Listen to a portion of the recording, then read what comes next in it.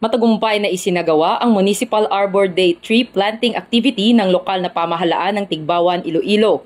Katuwang ang kapulisan mula sa Tigbawan Municipal Police Station sa pamumuno ni Police Captain Alfred Mansoy, OIC, at iba pang sektor ng lipunan. Nito lamang ika-16 ng Setyembre taong kasalukuyan sa Barangay Supa, Tigbawan, Iloilo. Nagsimula ang pagtitipon bandang alas 6:30 ng umaga sa harap ng Tigbawan Municipal Hall bago nagtungo sa Supa Tree Park.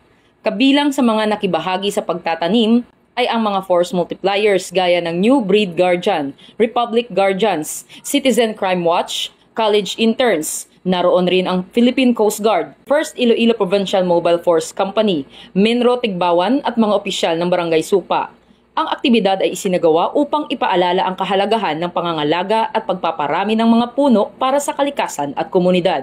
Ayon sa Municipal Environment and National Resources Office, layunin ng naturang gawain na hindi lamang magtanim ng puno, kundi makapagtanim din ng kamalayan at disiplina sa bawat isa tungo sa mas malinis at mas luntiang kapaligiran.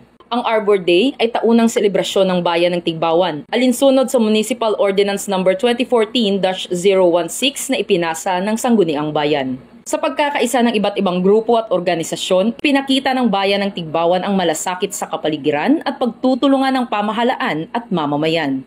Sa huli, ang Arbor Day 2025 ay hindi lamang nagbigay ng panibagong sigla sa kapaligiran, kundi nagpatibay rin ng pagkakaisa sa pagitan ng pamahalaan at mamamayan ng Tigbawan. So tulad nga adlaw diya katat sa Barangay Supa para sa aton nga tree planting activity para sa aton nga Municipal Arbor Day. So gapasalamat kita sa mga lain-lain nga mga sectors, mga stakeholders ug partners naton sa aton nga banwa para mapatigayon ang aton nga tree growing activity. Kabay pa nga sa tag sa kasidling nga gintanom naton, natanuman naton ang handom kag paglaom para sa aton mga kabataan kag sa aton future generations.